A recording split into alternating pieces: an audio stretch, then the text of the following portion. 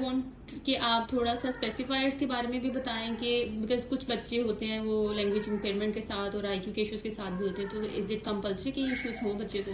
अच्छा, मुझे बहुत से कंसर्न्स पेरेंट्स ये करते हैं कि लैंग्वेज डिले है और वो कहते हैं कि हमें ऑटिज्म का डायग्नोसिस लग गया है। जरूरी नहीं है कि एक बच्चे की अगर लैंग्वेज डिलेज है या एक बच्चे को अगर इंटेलेक्चुअली उसकी डिसेबिलिटी है या कुछ इंपेयरमेंट्स हैं, उसका आईक्यू इतना उसके क्लास फेलोज के साथ या बाकी उसकी उम्र के बच्चों के जितना नहीं है तो आप कहें कि उसे ऑटिज्म है। बिल्कुल नहीं। स्पेसिफायर में हमारे पास पूरा कंप्लीट लिखा है कि उसको विद और विदाउट ऑटिज्म के साथ, विद और विदाउट आईडी के साथ भी हो सकता है और विद और विदाउट लैंग्वेज डिले के साथ भी हो सकता है। सो दोनों कंडीशंस हो सकती है, इसमें कोई हार्ड एंड फास्ट रूल नहीं है।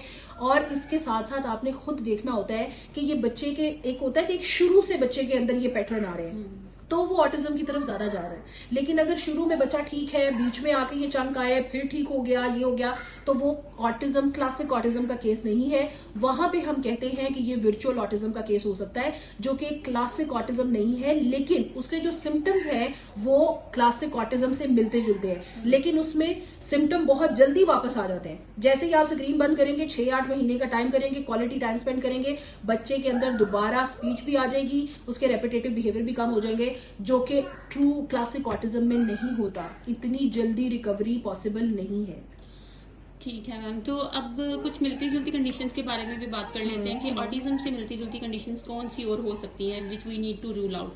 अच्छा, जब हम मिलती जुलती कंडीशंस की बात करते हैं उसमें सबसे ज्यादा आइडिया बहुत ज्यादा आता है। इंटेलेक्चुअल डिसेबिलिटी है, और जब पेरेंट्स लेके गए हैं कि हमारा बच्चा ये जो हमारे जो बाकी बच्चे हैं उनकी एज के साथ उसको ये सब कुछ आता था लेकिन इसको नहीं आता, तो कह देते हैं कि हमारे बच्चे को क्या प्रॉब्लम है, तो लोग ज्यादातर उसको ऑटिज्म डायग्नोसिस कर रहे हैं। ऑटिज्म नहीं, उसको इंटेलेक्चुअल डिसेबिलिटी हो सकता है।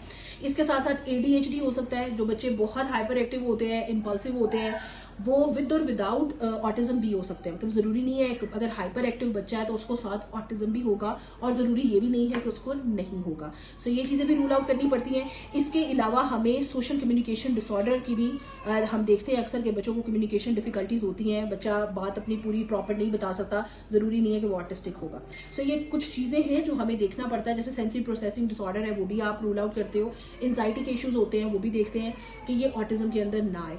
सबसे जरूरी बात यह है कि आपने जब भी ऑटिज्म की तरफ आपको लग रहा है, थेरेपिस्ट कह रहा है कि इसका ये हम ऑटिज्म लग रहा है हमें, आप उसकी कंप्लीट प्रोफाइलिंग करवाएं, असेसमेंट, बिहेवियर ऑब्जर्वेशन, और सबसे इंपॉर्टेंट है कि डेवलपमेंटल माइलस्टोन में आप देखें कि बच्चे के डिलेज कितने थे, और आप थेरेपिस्ट के साथ कोरिस्पॉन्डेंस में सारी चीजें बताएंगे तो अच्छे से रूल आउट हो जाएगा कि इसको ऑटिज्म है या नहीं।